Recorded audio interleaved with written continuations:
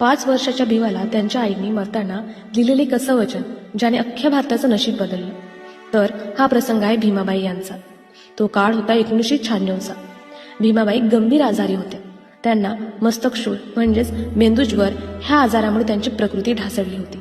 5 वर्षाचा छोटा भीमा आपल्या आईच्या उशाशी बसून होता.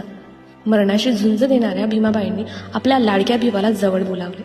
भीमाबाई यांचा आवाज क्षीण झाला होता, पण डोळ्यात एक वेगळीच चमक होती. त्यांनी थरथरत्या हाताने भीमाचा हात आपल्या हातात घेतला आणि म्हणाल्या, भीमा, मी आता जात आहे, पण तू रडू नकोस. समाजाने आपल्याला खूप अपमान दिलाय, खूप दुःख दिले. जर तुला हे चित्र बदलायचे असेल तर तुला खूप शिकावं लागेल. तू शिकून मोठा हो आणि आपल्या समाजाचं हे दुःख दूर कर. आईने भीमाच्या हातावर आपला हात दाबला. तो केवळ स्पर्श नव्हता, तर ती एक मूक शपथ होती. 5 वर्षाच्या त्या बालकाने आपल्या आईला दिलेला तो शब्द